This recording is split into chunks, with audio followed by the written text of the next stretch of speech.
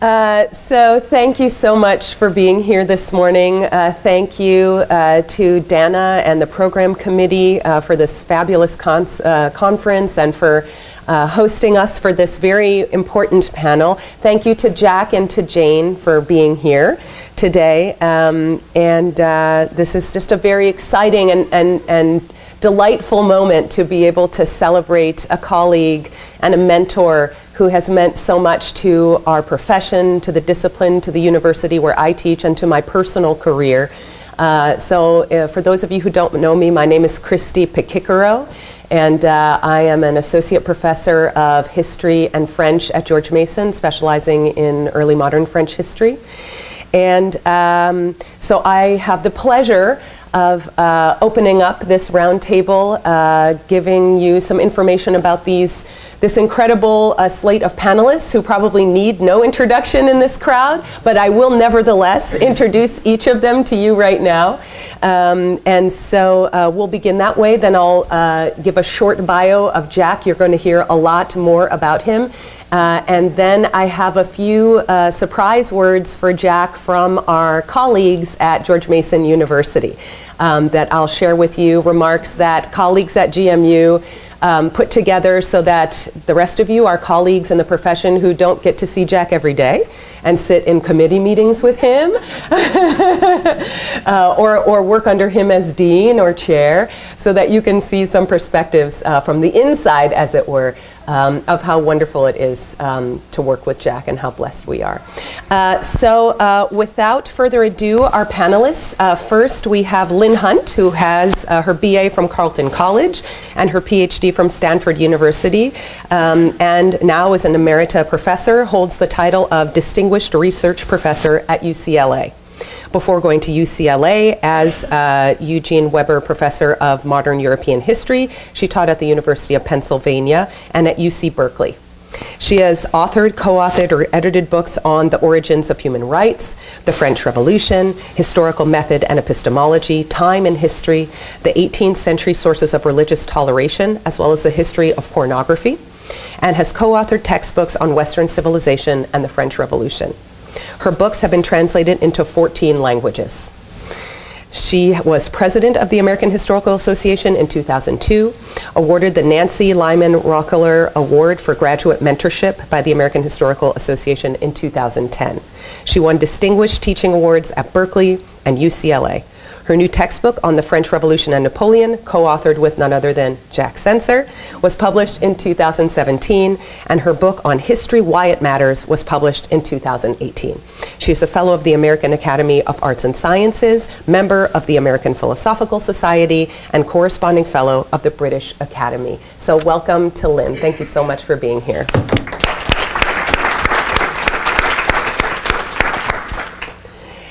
Next, we have Timothy Tackett, who holds an Edward A. Dixon Emeriti Professorship in History at the University of California, Irvine. He earned his BA from Pomona College and MA and PhD from Stanford University. He has held a plethora of prestigious fellowships, including 2 Fulbrights in Poitiers and Rennes, an ACLA Fellowship, a Guggenheim, a Ford Foundation Fellowship, an NEH Fellowship, and a National Humanities Center Fellowship, and many more. Trust me. His first book, Priest and Parish in 18th Century France, a social and political study of the curé in a diocese of Dauphiné, Princeton, 1977, was the recipient of the Shea Prize.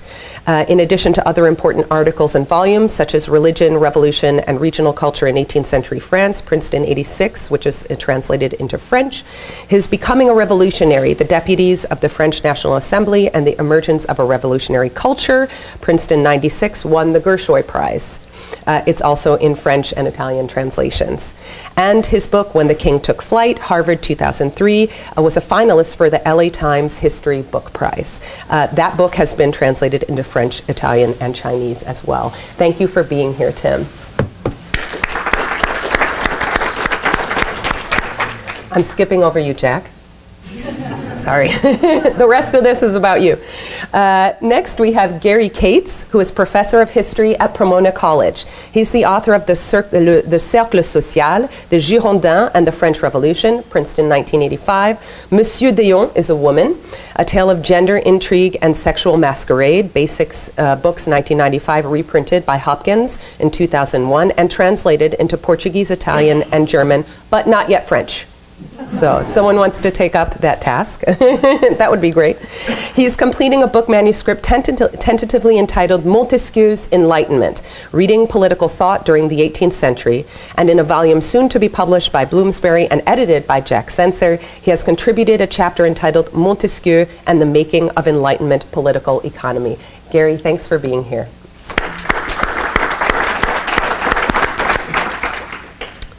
And we have Jeremy Popkin, who received his BA and PhD degrees from the University of California, Berkeley, and holds an AM degree from Harvard University. Popkin's scholarly interests include the history of the French and Haitian Revolutions, slavery, and the topic of autobiographical literature. His newest book, From Herodotus to H-Net, The Story of Historiography, Oxford, 2015, just came out a couple of years ago.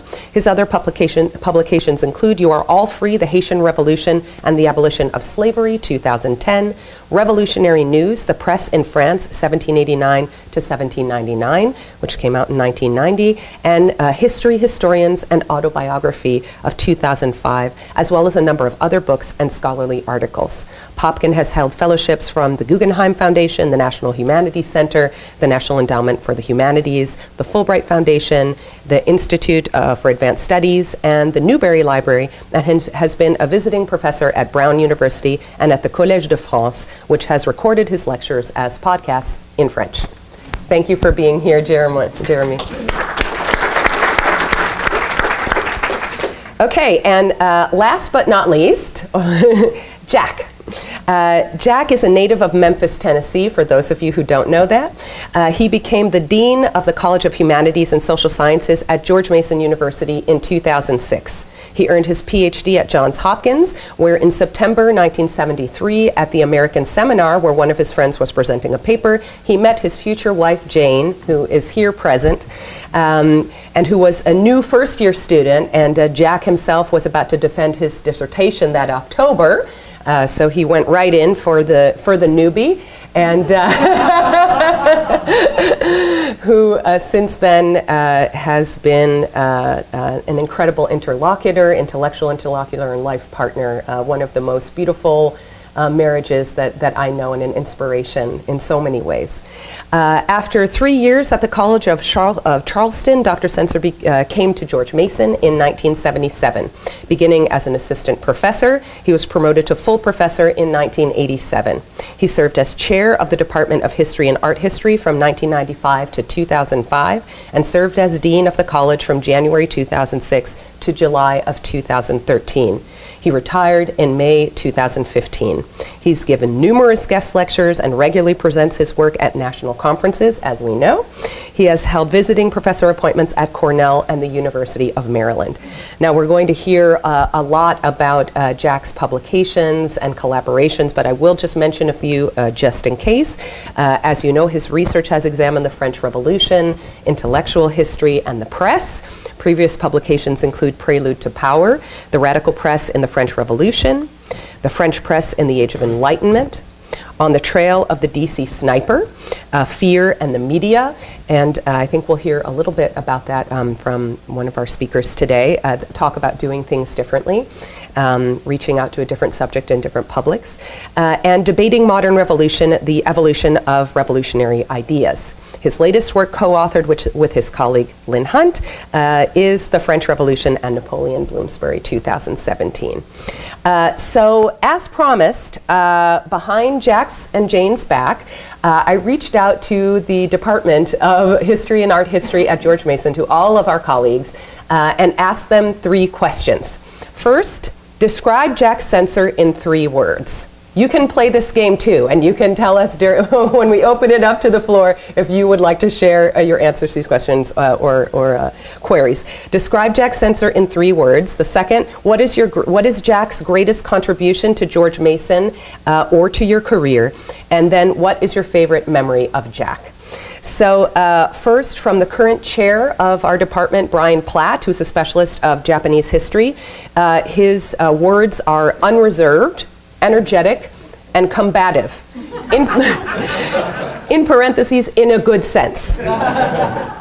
So what is his greatest contribution? He played an absolutely central role in engineering our transition to a research-focused department. He yanked us up by our bootstraps and drove us forward, even while maintaining a spirit of collegiality.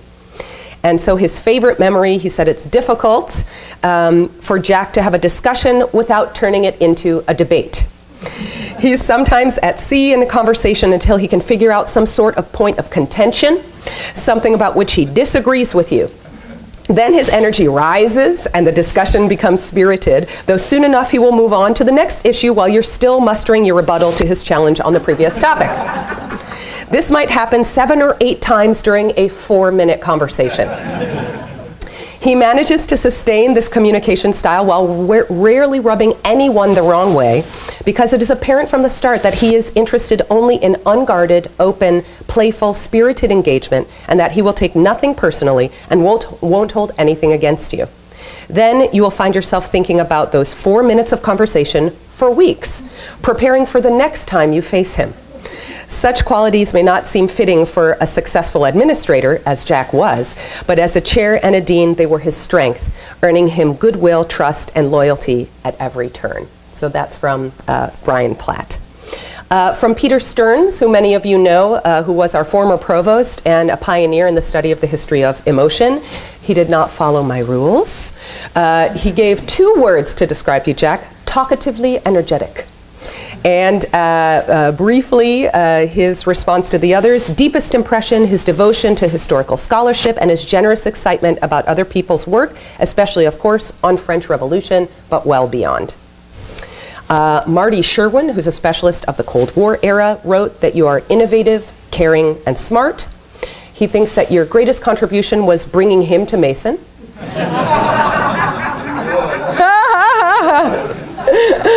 Or maybe that's a contribution to his career. Let's go with that route. But also Roy, who was, for whom our Center for History and New Media is named. And he said his favorite memory, telling people with a smile and a laugh that he saved GMU lots of money by hiring me just a few weeks before I won the Pulitzer Prize. Good work, Jack. Next is Benedict Carton, who is the Robert T. Hawks Professor of History and a specialist of African history. He calls you a fiercely smart bull. And I don't know if the bull was missing 4 letters after that, maybe, if you know what I mean. But 7 letters. Yeah, too many letters. So your contribution building several university institutions, from the History and Art History Department to our College of Humanities and Social Sciences, our engine of humanities and social sciences. And his favorite memory, seated or standing before an insatiably curious scholar with the capacity to learn the ins and outs of different fields in a short time, experiencing a restless leader with a rare drive to channel his understanding and record of success in support of allied scholars.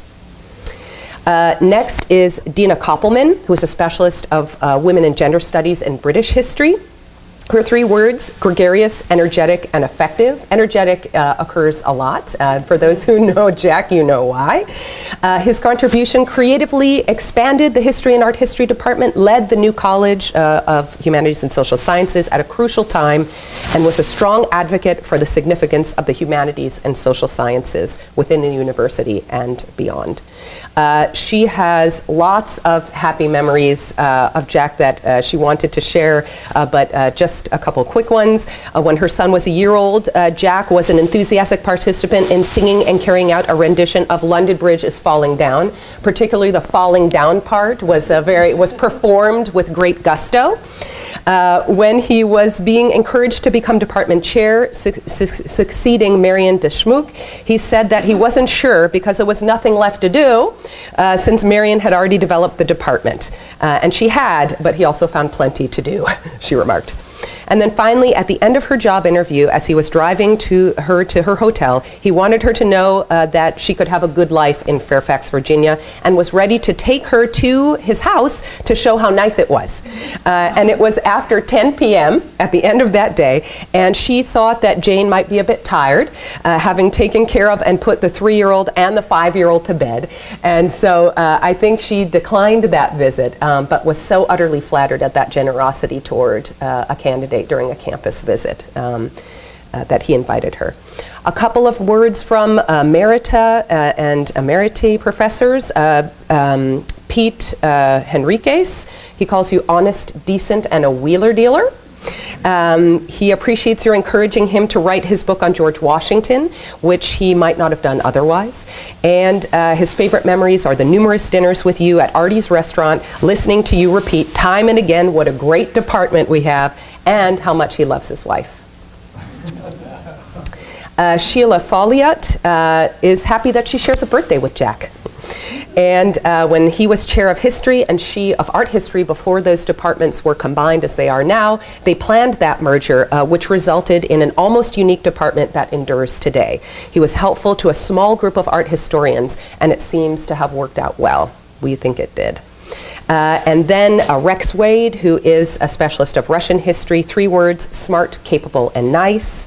Other comments: Jack became dean of our college and did a fantastic job. I know because he knows because he was involved in its creation as well, and served on the executive council during the first few years, and had several years' experience of being college dean before that. So thankful for Jack's service in that way. He says Jack is full of great ideas, is open to the ideas of others, is full of great ideas and very open to the ideas of others. So you get it. And that he's a nice guy and a great friend. And then finally, from 2 of Jack and Jane's very closest friends, one who is here present, but before that, Rosie Zagari, who is a professor of early American history. Her 3 words: intense, gregarious, and entrepreneurial. And she couldn't resist an extra word, making up for Peter Stern's 2 words. Additionally, a family man. The effect on her life: he changed the course of my career, she says. I ran into him at a party at a friend's house in 1993. I was teaching elsewhere at the time. He encouraged me to apply for an upcoming opening at in GMU's history department. Without that encouragement, I never would have had the courage to apply. The job at Mason opened up a whole new range of personal, professional, and intellectual opportunities for me, and I got to become friends with Jack and Jane. And her favorite story: Jack was an amazing chair of history and art history from 1995 to 2006 or so. He transformed the department from research light to research intensive. Along with Roy Rosenzweig, he had a vision to see the department's future lay in building one of the country's earliest digital history centers. He pushed for the merger of history and art history, a move that has produced incredible synergies. He promoted the hiring of incredibly talented people who were also collegial and public-spirited. And to make all of these things happen, he had an incredible way of extracting resources from the always cash-strapped dean's office. She says, I remember he used to joke, when the dean's office sees me coming, they put their hands on their wallets. And she says, I feel privileged to have been along for the ride. And finally, a few words from our colleague and friend, Mac Holt. He describes Jack in 3 words in 3 different contexts. Thank you for being organized, Mac. As chair of the department and dean of the college, sensible, fair, and supportive.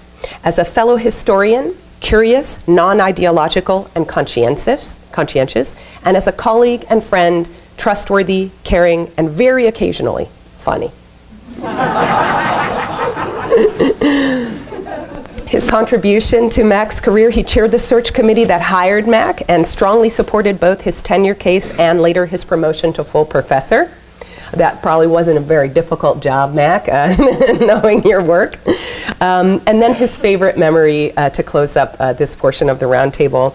So he writes, "My first memory was when we met at an AHA hotel bedroom in Cincinnati in December 1988, as I was being interviewed for my job at GMU. There were only 2 chairs in the room, one for him and one for Marion Deschmuck, who was the chair. He directed me to sit on the bed because, as he said, we have to do this all day." End quote. I silently said to myself, "Who is this damn idiot? I have to do this all day too." I could hardly know at the time that this damn idiot would become my closest friend at George Mason for the next 3 decades. And 30 years later, Jack spoke very warmly and affectionately about me and my scholarship at a lunch the department organized to honor my retirement. In between, there were plenty of other memorable moments, whether we were sitting high up in the nosebleed seats at the old Memorial Stadium in Baltimore, freezing our butts off in an early April Orioles game, or trying to avoid him on the basketball court, where Jack always played like a bull in a china shop, or just sitting around discussing life, politics, or French history. All of these memories come from Jack, and I feel privileged and honored to have known this damn idiot for the last 30 years. So thank you for those comments. Thank you, Mac. And Jack, we're so happy to celebrate you today. Thank you for finally, after all these years of me prevailing on you to allow me to organize this, thank you for saying yes. And I'm so glad that H. France is recording this for posterity to be an inspiration to us and to future scholars about producing quality scholarship, about finding that balance of being a family man or woman engaged in family in very high-level research and also administration, and then being such an important mentor and friend to so many of us. So I'm going to sit down before I well up with tears. So thank you, Jack.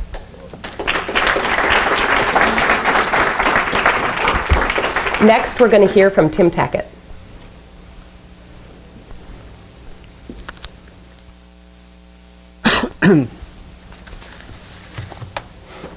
It's a great pleasure to be here with everybody today and to help celebrate Jack's career.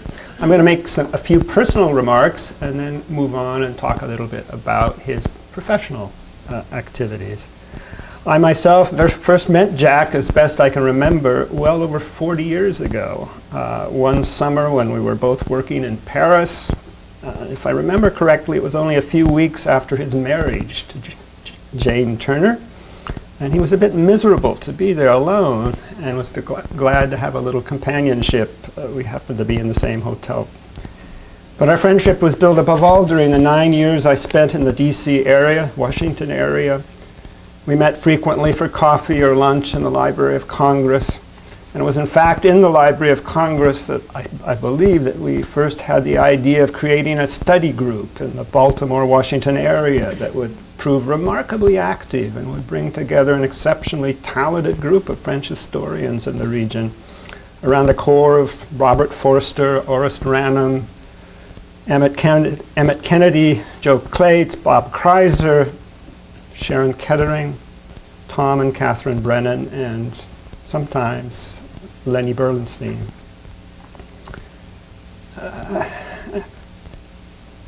It was also during those days in Washington that the two of us took part in planning the two of the French Historical Studies meetings in 1980 first, and then above all the bicentennial extravaganza for the French Revolution in May of 1989.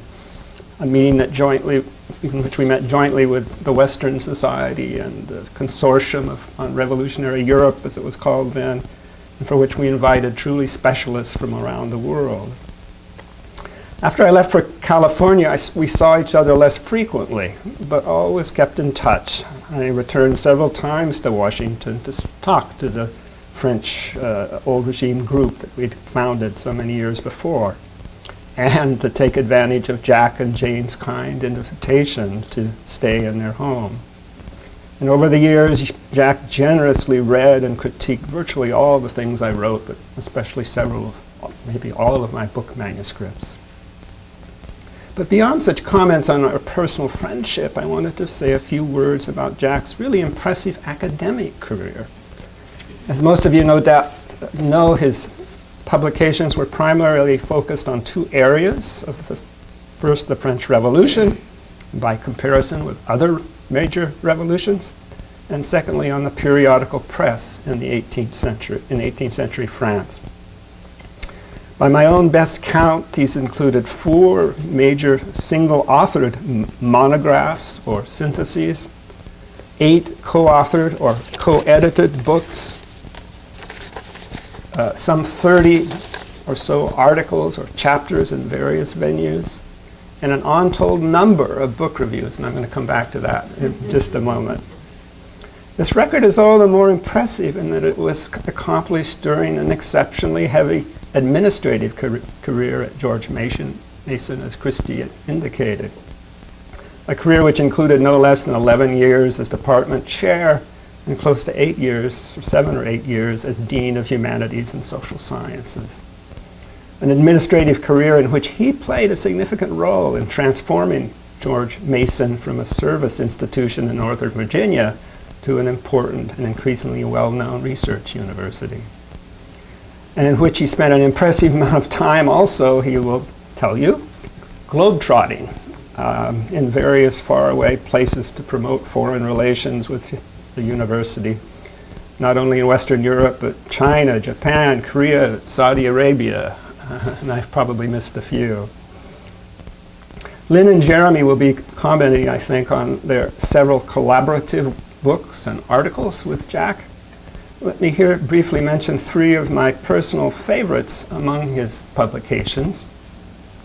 First is his first major publication, Prelude to Power, the Parisian Radical Press, 1789 to 1791. It is, in my view, a wonderful study of the 5 radical journalists, men and women, and their newspapers, all closely linked to the Cordelier Club, publishing in the Left Bank district of Paris. It's an effective blend of quantitative content analysis and prosopography, digital history, we might call it in today's jargon, and a thoughtful political and cultural analysis of the positions and evolution over time of the journalists involved. We can follow the early radicalism of some elements of the revolutionaries, especially in their fervent support of popular sovereignty.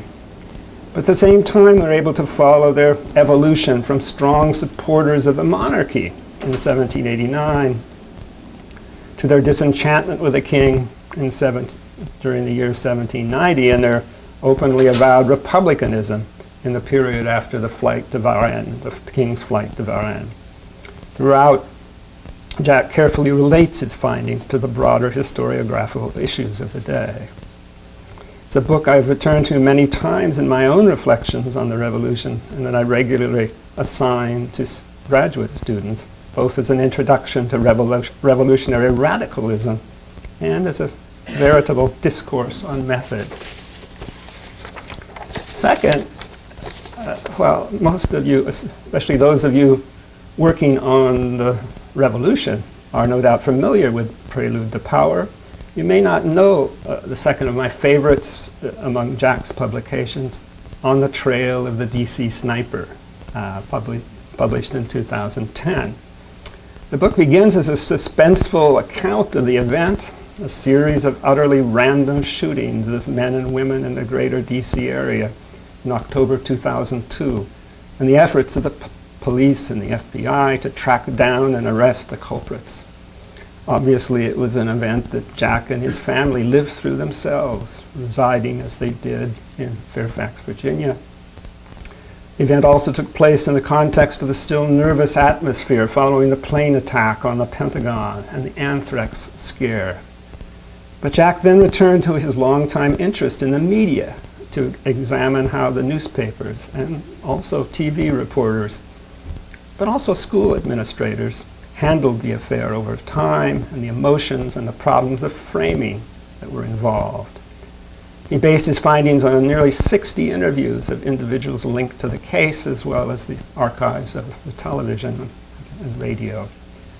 The book is all the more impressive in that it was written while he was serving full-time as dean. And if you haven't read the book, I would strongly recommend it to you. And third, I want to underline Jack's amazing record in writing book reviews. Jack himself lost track of the number of traditional short reviews, which now must number over 100. In any case, there were 83 on his CV in 2005, some of them covering more than one book, published in a remarkable sweep of 24 different journals, including all the major historical journals, but also reviews focusing on a wide number of other areas. But equally impressive are the 8 book review essays published between 1980 and 2019. They serve as a running commentary on the books and ideas that marked the study of the French Revolution and the 18th century press over the last 40 years. Even though I haven't always agreed with some of Jack's conclusions, I have invariably found them stimulating and have often assigned them to graduate students. So in conclusion of this very brief overview, I can only say, thank you, Jack. Thank you so much for your friendship, and thank you for all your contributions to our field and to our profession.